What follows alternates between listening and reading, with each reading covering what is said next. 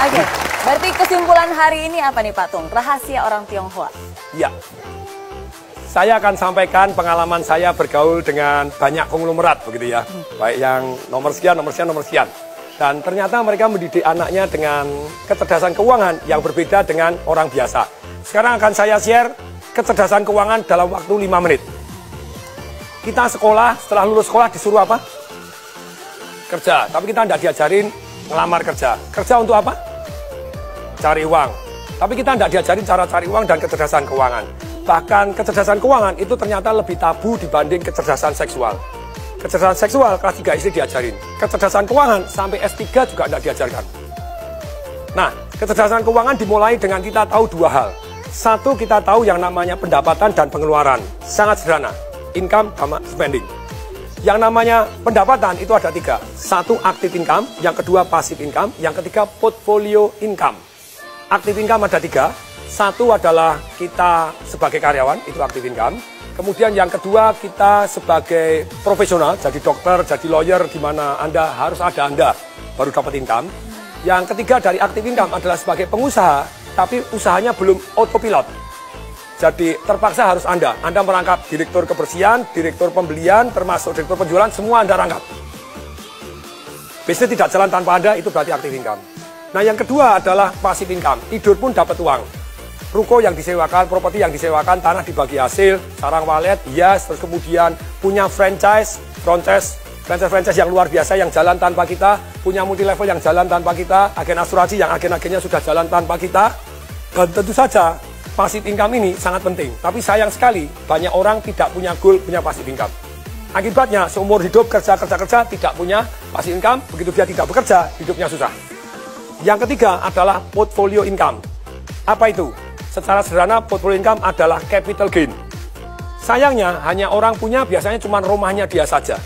Kalau rumahnya dia saja, yang terjadi, ya rumahnya meningkat. Dulu saya beli rumah misalnya 2,4 M, sekarang 25 M. Berarti ada 22,6 M, itu invisible income. Tidur tambah kaya. Nah ini padahal harusnya lebih dari 1, jadi Anda tambah kaya tanpa disadari. Pengeluaran, secara umum ada yang namanya produktif dan ada yang namanya konsumtif. Kalau yang namanya produktif, itu tentu saja yang untuk investasi tadi, untuk passive income dan untuk portfolio income. Yang produktif, ada juga yang konsumtif. Ada juga yang kesannya konsumtif, sebetulnya produktif. 3 pengeluaran yang kesannya konsumtif tapi produktif. 1, yaitu pengeluaran untuk belajar. Yang kedua, pengeluaran untuk bergaul dengan orang-orang kaya untuk belajar. Bukan dunia jeleknya, Anda pelajarin dunia positifnya.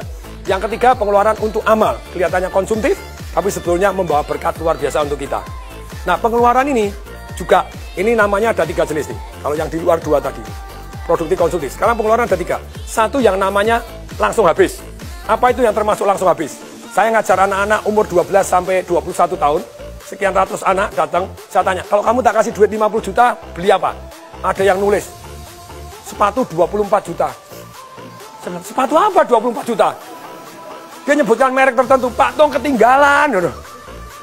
Keren Pak Tong, itu pengeluaran langsung hilang. 3 tahun kemudian dijual, sepatunya laku nggak? Langsung habis. Anda makan, Anda beli baju, beli apa itu langsung, ini langsung hilang, pengeluaran langsung hilang. Jadi konsumtif langsung hilang. Yang kedua, passive spending.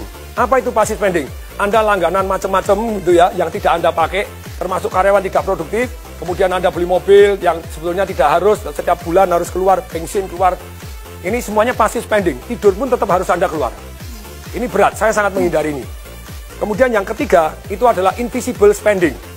Tidur pun Anda dirampok tanpa Anda tahu. Contohnya, harga mobil. Saya dulu beli mobil 2009 Mercedes S-Class 1850, 1.850.000. Begitu tahun lalu saya jual 350. Hilang 1,5 M. Untungnya saya belinya pakai passive income, jadi aman. Jadi gini, pelajarannya adalah begini.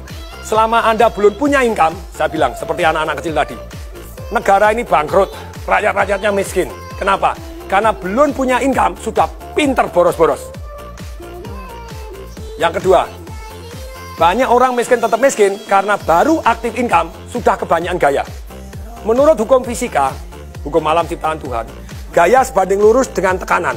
Kalau hidup Anda kebanyakan tekanan, berarti kebanyakan gaya.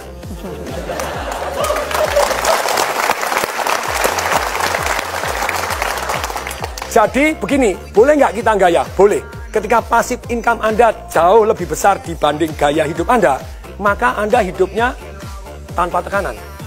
Semoga mulai hari ini kecerdasan keuangan juga diajarkan di sekolah. Salam dahsyat.